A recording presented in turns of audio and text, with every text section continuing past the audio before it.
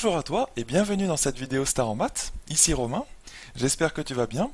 Alors nous voici devant un exercice plutôt niveau terminal S, même si tu peux l'aborder en première S. Donc c'est un joli exercice qui va concerner en fait l'étude d'une spirale que tu vois ici en haut à droite. Donc en fait, on a un segment au départ OA0, qu'on voit ici, OA0, de longueur 6 cm. Et en fait, on construit successivement différents points. Donc le premier point, ça va être A1, qu'on construit à partir de ça, qui est construit tel que l'angle orienté OA0, OA1 égale pi sur 6. Ensuite, aussi tel que la droite A0, A1 que tu vois ici, soit perpendiculaire avec la droite OA1 que tu vois là. Voilà, donc on construit successivement les points A2, A3, A4, etc. de la même façon. Et ensuite, on va adopter quelques notations, c'est-à-dire qu'on note AN comme étant la longueur OAN et BN comme étant la longueur AN, AN plus 1, pour n'importe quel N appartenant à l'ensemble des entiers naturels, c'est-à-dire pour les entiers positifs, 0, 1, 2, 3, 4, 5, etc. Donc je trouve que c'est un joli exercice, et je me posais dernièrement la question, est-ce que si on continue à l'infini de construire les différents points AN, tu vois que là ça s'arrête au point A13, si on continue donc à 14, à 15, etc. à l'infini, tu vois, on obtient ici une ligne. En fait, la ligne de la spirale. Et je me pose un petit peu la question, si on continue à l'infini de tracer ces différents points, est-ce que la longueur de la ligne de la spirale est infinie ou est-ce que ça s'arrête à un nombre précis? Bon, c'est une petite question qu'on peut se poser comme ça si on a l'esprit un peu tordu. Et c'est ça qu'on va réussir à étudier dans cet exercice à la fin, à la toute fin. Donc là, ce que je te propose de faire, tu vois qu'il y a 4 questions ici, donc on va résoudre ces 4 questions dans 4 vidéos différentes. Donc là, je te propose tout simplement de rentrer dedans. On va commencer directement la première question. Donc en fait, il s'agit de calculer A0, B0, A1 et B1. Donc là, tu vois que on utilise directement les notations de l'exercice dans cette question, c'est-à-dire les notations AN et BN. Et en fait, il faut bien les comprendre, hein. C'est-à-dire que AN, c'est égal, c'est de la notation pour dire que c'est la longueur OAN. Donc si je remplace n par 0, eh bien ça représentera tout simplement la longueur A0. C'est-à-dire A0 sera égal à O A0. Donc cette longueur OA0 qu'on peut voir ici. Voilà, tout simplement. Donc là, comme dans tout bon exercice de maths qui comporte une figure géométrique, je t'encourage à mettre sur la figure tout ce que tu sais. Donc là, on va mettre notamment que cette longueur OA0, c'est la première phrase de l'énoncé, eh bien elle vaut 6 cm. Donc là, tu mets 6.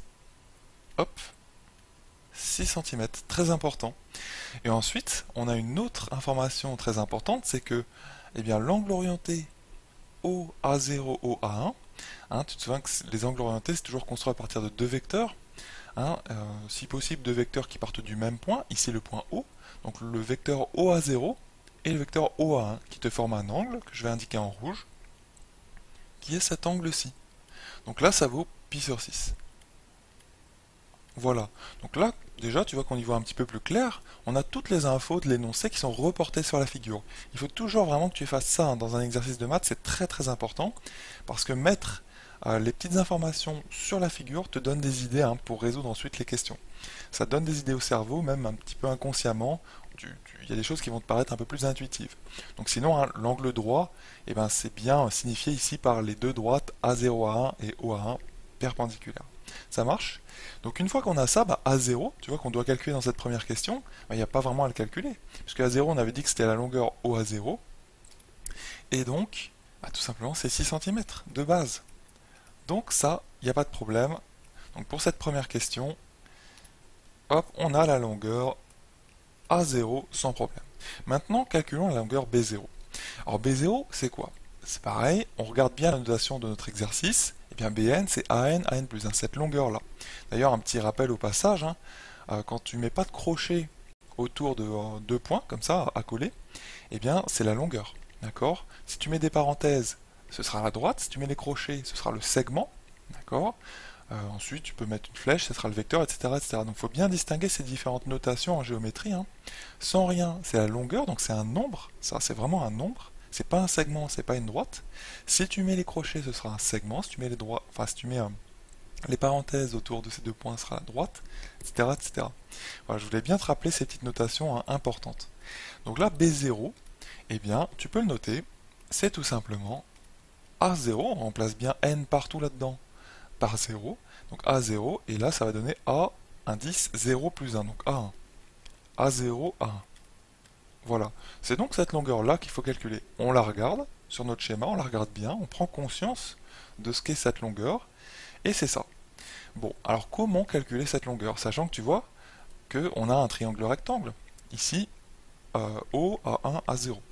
Donc en fait, on va pouvoir travailler dans ce triangle rectangle, parce que dans un triangle rectangle, à partir du moment où tu connais l'un des angles et une longueur, eh ben, tu peux tout connaître en fait. Tu peux connaître l'autre angle, tu peux connaître aussi toutes les longueurs, tout simplement en utilisant les règles qui lient le cosinus, le sinus et le tangente de l'angle connu avec les longueurs.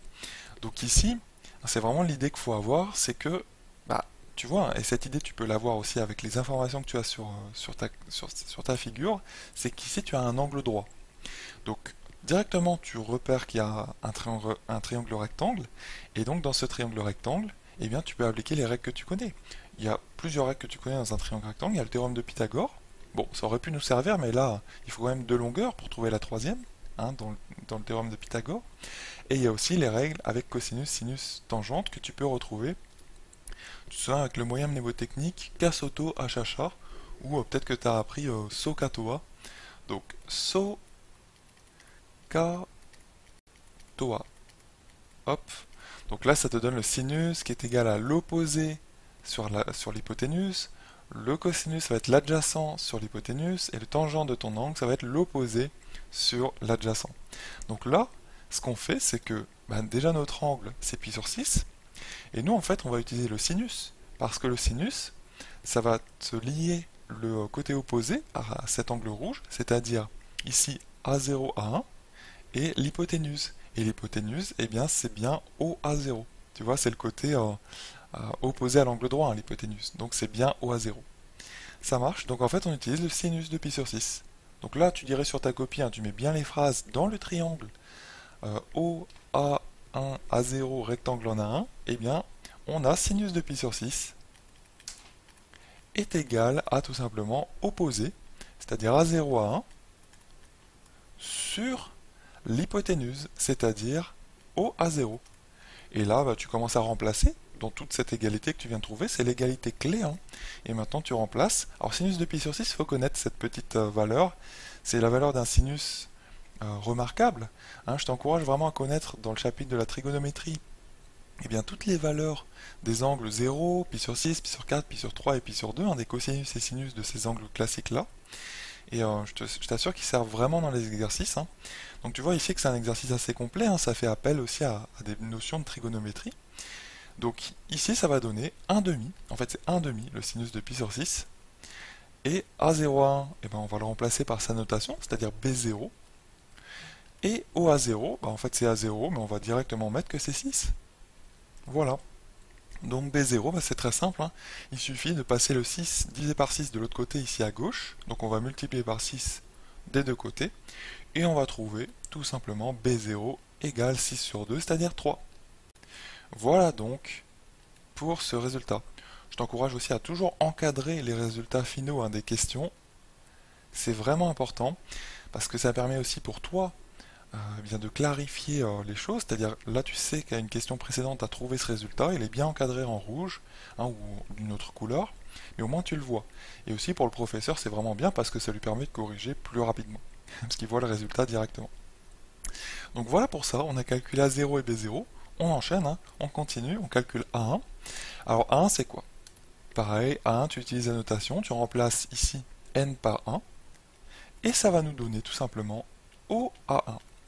Donc là, on commence à comprendre un petit peu le principe, parce qu'en fait on a compris. Une des clés en fait de cet exercice, c'est qu'on est dans des triangles rectangles. Donc on va pouvoir vraiment appliquer toutes les connaissances qu'on a sur les triangles rectangles.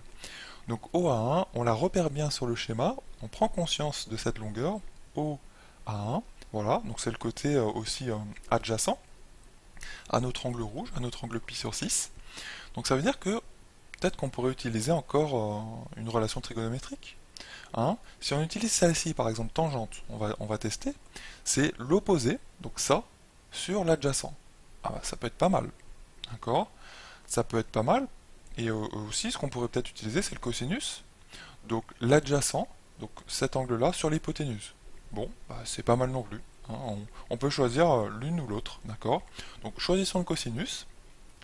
Hein, cosinus de pi sur 6. En fait, c'est peut-être plus simple le cosinus parce que le tangente de pi sur 6, bon, il faudrait le calculer, tu vois. Je te rappelle que tangente de x, hein, c'est sinus de x sur cos de x. Donc bon, c'est un petit peu plus pénible à calculer. Alors que le cosinus de pi sur 6, c'est une valeur que tu connais de ton tableau, hein, que je t'encourage à connaître, de la trigo. Donc en fait, cosinus de pi sur 6, on va le voir après, hein, c'est racine de 3 sur 2. Et c'est donc adjacent. Donc en fait, notre A1, enfin OA1, A1O, hop, sur l'hypoténuse, c'est-à-dire OA0. Voilà, on remplace. Donc cos pi sur 6, c'est racine de 3 sur 2, comme je te disais. Et ici, on obtient donc OA1, c'est justement la longueur qu'on cherche, c'est-à-dire notre inconnu, sur OA0, c'est-à-dire sur 6. Voilà. Et donc en passant le 6 à gauche, eh ben, on obtient tout simplement, A1 égale 6 racine de 3 sur 2. Voilà, ce qui donne aussi, en simplifiant, parce que 6 sur 2 c'est 3, et ben ça va donner tout simplement A1 égale 3 racine de 3. Voilà, donc là on a trouvé notre résultat. Tu vois que, en fait, en mathématiques, il ne faut pas hésiter à faire des choses, à écrire des choses. Hein, si tu n'es pas sûr de trouver le résultat, tu ne sais pas exactement quel chemin emprunter pour trouver à coup sûr ton résultat, c'est-à-dire ici par exemple la longueur A1, bah c'est pas grave. Tu peux tester des choses évidemment vraies. Tu vois, donc là on a testé le tangente. Voilà, tu écris sur ta copie ou sur ton brouillon plutôt ce que ça donne. Tu écris le cosinus, voilà. Essaie de voir un petit peu te dépatouiller pour voir où est-ce qu'est ton inconnu et voir si tu connais le reste. Tu vois, ici on pouvait connaître le cosinus de pi sur 6 et aussi le OA0. Donc tu peux connaître, en résolvant la petite équation ici, eh bien le OA1, c'est-à-dire ton A1. D'accord? Donc, ce que je veux dire, c'est que même si tu n'as pas directement en tête le plan total pour trouver ton résultat, eh ben c'est pas grave, tu peux écrire des petites choses vraies qui sont relatives à ton exercice, qui sont relatives à ta question sur ton brouillon, et voilà, tu essaies de chercher ton chemin à partir de ces petites choses vraies. D'accord? Et évidemment, si tu as le plan total pour répondre à ta question en tête, c'est ta stratégie, et bien là, c'est parfait. Hein, c'est l'idéal, on va dire. Donc là, on va conclure en calculant notre longueur B1. Donc pour la longueur B1, eh bien c'est parti. Hein.